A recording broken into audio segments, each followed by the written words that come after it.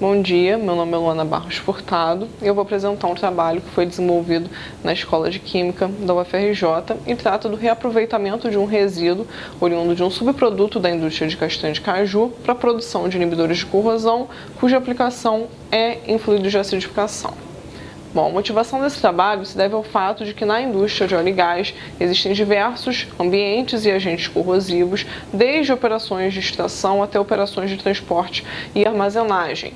E além disso, existem as operações de acidificação de poços de petróleo que visam aumentar a produtividade desses poços e para isso utilizam soluções ácidas. Entretanto, essas soluções ácidas e os ambientes corrosivos presentes nessa indústria acarretam diversos custos diretos e indiretos a equipamentos e tubulações metálicas. Por isso, são necessários métodos para mitigar a corrosão, sendo que um dos métodos mais eficientes e mais utilizados é o uso de inibidores de corrosão.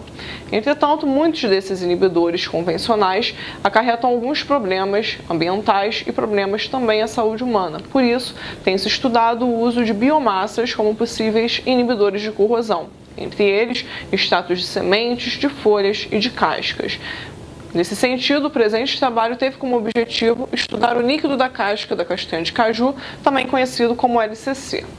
Bom, o LCC ele apresenta como constituintes compostos fenólicos que apresentam uma cadeia lateral bastante extensa, com 15 átomos de carbono, podendo apresentar de 1 a 3 insaturações. A presença dessas insaturações na cadeia lateral e desses compostos fenólicos está referente a uma alta densidade eletrônica que possibilita a adsorção desses compostos na superfície metálica e, consequentemente, a proteção da mesma.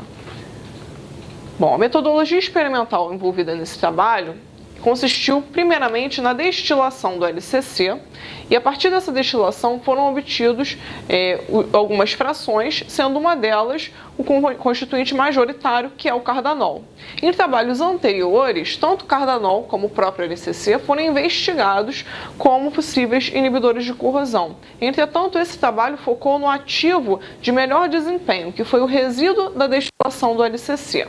Assim, esse resíduo ele foi caracterizado por técnicas de espectroscopia de infravermelho, ressonância magnética nuclear de hidrogênio e análise termogravimétrica. A partir dessa caracterização, foram estudados alguns solventes com base em características de polaridade e foram selecionados os solventes que melhor dispersavam o ativo resíduo no fluido ácido. A partir disso, foram desenvolvidas formulações orgânicas contendo o resíduo, que é o ativo, e 2 solventes, um álcool de cadeia curta e um éter, em diferentes proporções mássicas. Sendo assim, foram desenvolvidas algumas formulações e foram destacadas para esse trabalho apenas 2, as de melhor desempenho, F1 e F2, onde as diferenças entre F1 e F2 são as diferentes proporções mássicas dos solventes e do ativo presentes nas formulações e, além disso, a presença de um segundo álcool em F2 que não está presente em F1, cujo objetivo foi verificar se existe sinergismo entre esse álcool e o ativo resíduo. Bom, a partir do preparo dessas formulações, a eficiência das mesmas foi avaliada por ensaios gravimétricos e eletroquímicos.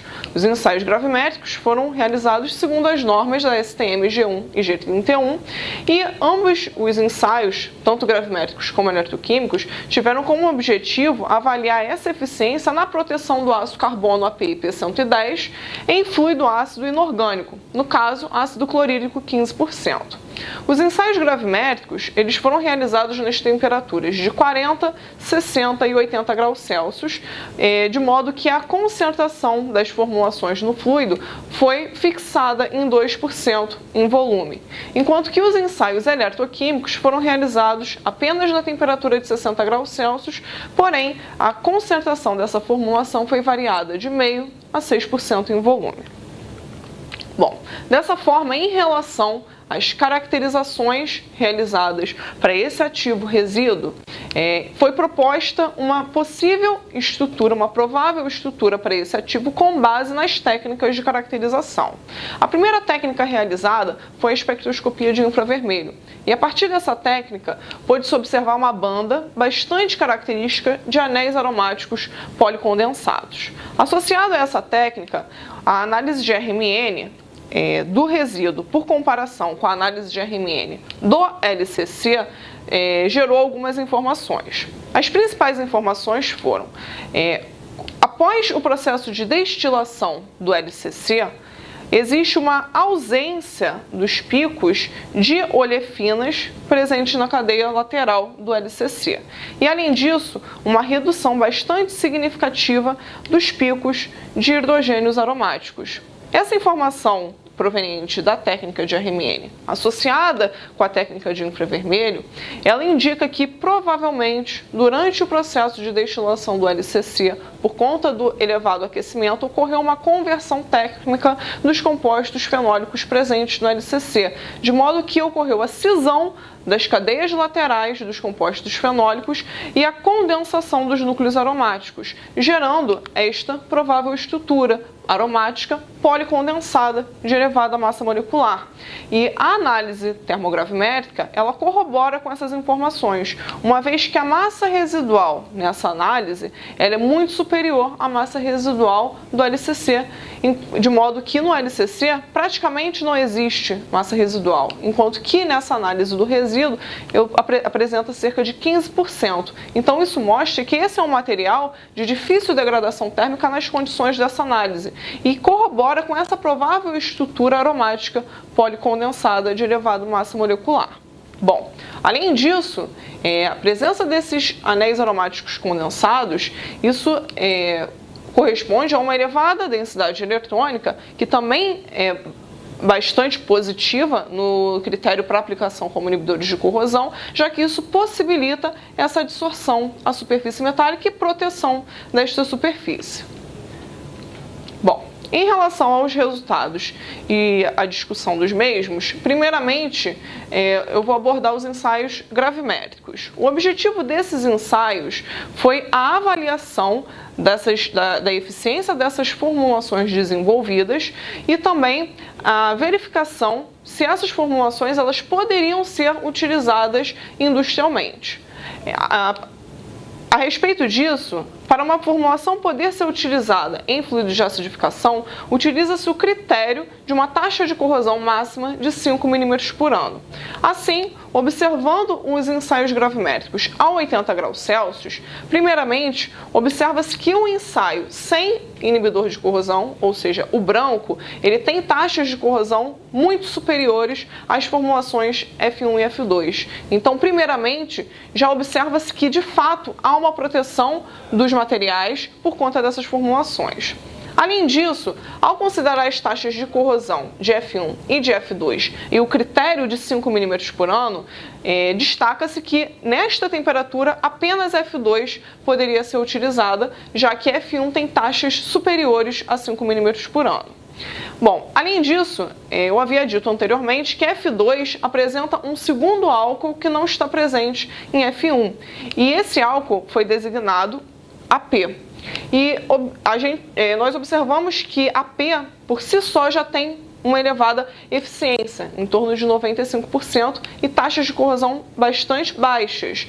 Porém, quando esse álcool ele é combinado com o ativo na formulação F2, há ainda uma redução dessa taxa de corrosão, o que indica um sinergismo entre esses dois ativos.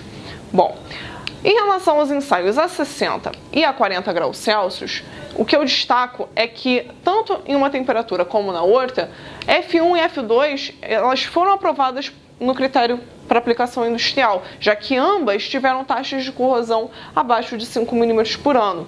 E as eficiências dessas formulações elas são mantidas em torno de 90%, mesmo em altas temperaturas. E, além disso, o efeito cinético do segundo álcool com o ativo resíduo em F2 ele é mantido em todas as temperaturas. Bom, Em relação aos ensaios eletroquímicos, o objetivo desses ensaios foi não só corroborar com os ensaios gravimétricos, mas também avaliar a concentração ideal de utilização dessas formulações e o mecanismo de atuação dessas formulações. Bom, em relação a F1, nós podemos observar pela técnica de impedância eletroquímica que o arco capacitivo na cor rosa, ele é muito mais intenso do que as demais concentrações. Isso mostra que esse arco capacitivo, ele apresenta uma elevada resistência de transferência de carga. E quanto maior este parâmetro, melhor é a eficiência de atuação dessa formulação. No caso, a maior resistência de transferência de carga é F1 na concentração de 6% em volume. E, consequentemente, essa concentração ela tem uma eficiência de 96%, superior às demais concentrações utilizadas. Então, isto indica que, para a aplicação da formulação F1, o ideal seria a utilização de 6% em volume. Bom, em relação ao ensaio de polarização potenciodinâmica, nós podemos comparar a curva em preto com todas as demais curvas e principalmente a curva em rosa, que significa 6% de concentração de F1. O que nós observamos é que conforme ocorre o aumento dessa concentração da formulação, as curvas tanto catódicas como anódicas, elas são deslocadas e esse deslocamento ele é bastante significativo, o que indica que as densidades de corrente, tanto catódicas como anódicas, elas sofrem uma redução significativa por conta da presença dessa formulação. E isso indica que ocorre a proteção do meu material com eficiências da ordem dos demais ensaios, tanto de impedância como gravimétricos. E além disso, por conta de concentração de 6% ser a que desloca mais essas densidades de corrente, ela seria, novamente, a concentração ideal a ser utilizada de F1, ocorrendo proteção tanto das regiões catódicas como anódicas do material. Bom, com relação ao efeito da concentração de F2, um comportamento diferente é observado, uma vez que nós podemos observar pelo ensaio de impedância que as curvas referentes a 2, 4 e 6% da formulação, elas encontram-se bastante juntas, com arcos capacitivos muito similares e, consequentemente, resistências de transferência de carga muito parecidas. E as eficiências giram em torno de 95%. Então, isso seria um indicativo de que qualquer uma dessas concentrações, elas poderiam ser utilizadas e isso resultaria em uma eficiência em torno de 95% da formulação F2 na proteção desse material. Bom, além disso, eu destaco que o arco capacitivo em vermelho, ele é o arco referente ao segundo álcool presente em F2 e que não está presente em F1. E nesta análise de impedância fica nítido o efeito cinético desse álcool na formulação F2, uma vez que esse álcool sozinho, ele tem um arco capacitivo e uma resistência de transferência de carga bastante inferior às demais concentrações da formulação. Então esse sinergismo ele fica mais nítido no ensaio de impedância do que nos ensaios gravimétricos. Bom, em relação à polarização, uma informação extra é obtida, uma vez que os arcos em rosa e em verde, eles encontram-se bastante sobrepostos e eles são correspondentes às concentrações de 4% e de 6%. Já o arco em verde, ele é o arco referente à concentração de 2%. E no ensaio de impedância, eu havia dito que poderia se utilizar qualquer uma das três concentrações. Porém, a polarização nos indica que as concentrações de 4% e de 6%, elas deslocam de forma mais significativa do que a concentração de 2%, essas curvas tanto catódicas como anódicas, protegendo de forma mais significativa o meu material. Por isso, a polarização nos fornece a informação de que talvez a concentração ideal a ser utilizada seria a de 4%, já que com isso eu economizo em relação ao custo do meu processo, não necessitando utilizar uma concentração tão alta como 6%. Bom,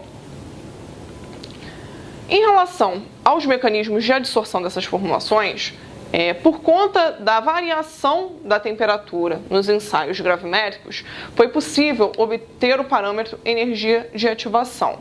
E a variação da concentração realizada nos ensaios eletroquímicos gerou isotermas de Langmuir, e a partir dessas isotermas foi possível obter o parâmetro de energia livre de Gibbs.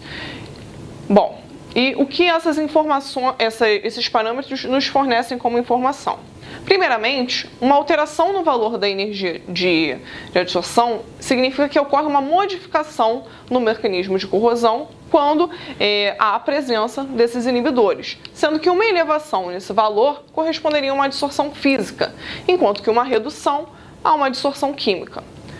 Da mesma forma, o parâmetro de energia livre de Gibbs, se ele for menor do que 20 kJ por mol em módulo, se corresponderia a uma adsorção física, enquanto que um valor maior do que 40 kJ mol a uma adsorção química. Valores intermediários seriam correspondentes tanto à adsorção física como química. Bom, a partir disso, foram calculados esses valores para ambas as formulações. E, a partir disso, chegou-se à conclusão de que F1 teria um comportamento, um mecanismo de adsorção físico, enquanto que F2 teria um comportamento tanto físico como químico. E essa adsorção química presente em F2, ela possivelmente se deve ao fato de que em F2 eu tenho o segundo álcool que não está presente em F1, o que contribui com essa adsorção que não é só física, mas também química.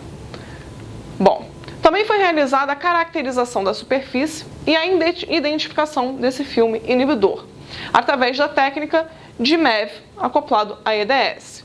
Bom, nessas imagens nós podemos observar, na imagem A, o corpo de prova lixado antes dos ensaios. Então, é possível verificar uma superfície bastante lisa e sem nenhum dano. E a figura B é referente ao ensaio com o corpo de prova após um ensaio na temperatura de 80 graus Celsius, porém sem inibidor de corrosão. Então, verifica-se uma estrutura com bastante dano devido ao ataque do ácido ao material. Bom, e na figura C, nós observamos a adsorção do ativo na superfície do corpo de prova após ensaio com a formulação F1. E essa estrutura, essa superfície escurecida, ela justamente é o ativo adsorvido nessa superfície metálica.